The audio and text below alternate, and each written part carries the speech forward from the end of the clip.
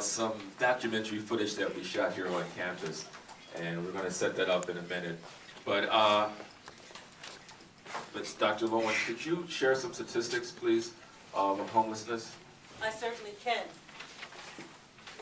Most of us, as we've seen so far in this program, have the idea that homelessness is something that a person can fix or change. This is so often not the case. People become homeless for a variety of reasons. Perhaps the first people we knew who were homeless, that first occurrence was after the Civil War, Sherman's historic March to the Sea, when so many people across the South were rendered without homes because their homes were burned to the ground or they were driven out of their homes. People made their way north, especially African Americans who were freed following the Emancipation Proclamation and the end of the Civil War, made their way north, expecting 40 acres and a mule or whatever their expectations were. They wound up, for the most part, in tent cities, living on the grounds of what's now the mall and the environs of Washington, D.C. These were often places without any facilities whatsoever. As time went by, you all know that there was a Great Depression, as we call it.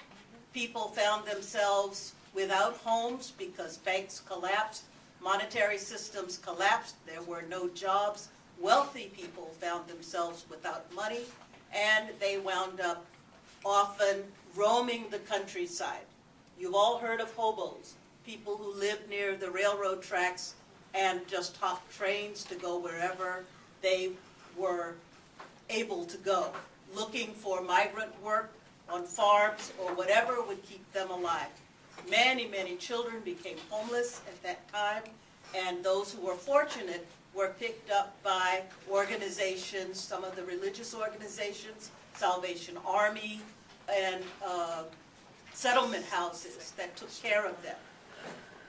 When we start looking at who is homeless in our time, we are looking at people, for instance, Katrina, the hurricane, or Rita, the hurricane. Recent people who have been the victims of not volcanoes, I'm sorry, of natural disasters, and who found themselves without housing because their flood insurance was so high, they took their chances and they lost. These people have become homeless. In many former job centers, we have people who have become homeless because their factories have closed, their businesses have closed, and while they may have worked and had excellent jobs, they found themselves in serious shape. It has been said that we are only a couple of paychecks, for the most part, away from homelessness. By ethnicity, 49% of the homeless population are African American, as compared with 11% representation in the total population. 35% are Caucasian, or of European ancestry, out of 75% of the population. 13% of the homeless are Hispanic, out of 10% of the population. 2% are Native American, out of 1% of the population. And 1% are Asian Americans, out of 4% of the total population. As far as health issues, 22% are disabled or mentally ill. 30% have substance abuse issues. 3% report HIV or AIDS infection. 26% have acute health issues other than HIV or AIDS. 40% report chronic health conditions. 55% report a lack of health insurance. And one thing I should say is that, especially for people who are working but who are underinsured, one devastating illness can place those people at risk for homelessness. When one gets a bill that goes into 6 figures and one has to put everything on the line to save a relative's life, what can one do?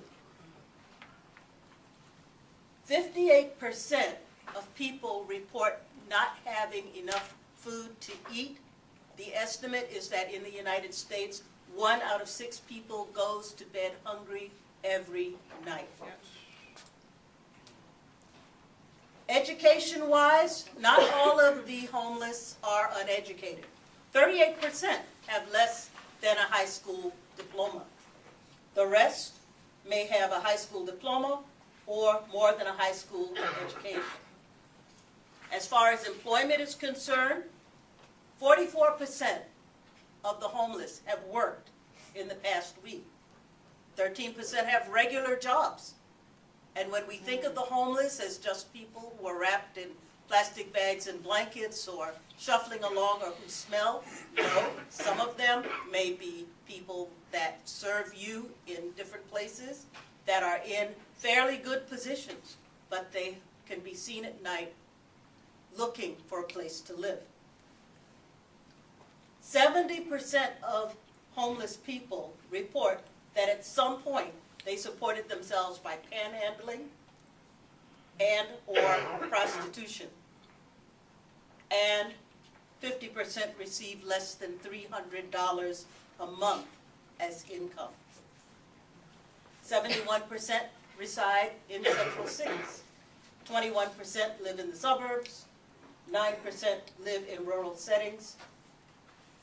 80% of people are homeless for less than 3 weeks, but what an awful 3 weeks that must be. Wow. 10% are homeless for up to 2 months, and 10% are chronic and may remain homeless for extended periods of time. The one thing I would add is that often people talk about going into shelters. I don't know if people know, I'm a licensed clinical social worker as well. And one of the training programs that we had to visit shelters. If you say they're homeless people, why are they on the street? Why don't they go into shelters? Shelters are not always nice places to be. More than likely, they are places in which one may be fearful of disease, may be fearful of their own safety. In the case of parents, may be fearful for their children, because you never know who the next person is who is next to you that's taking care. Services are not what we think they are, and some of the laws that govern these places are quite stringent. Those are just some statistics that I wanted to share with the group.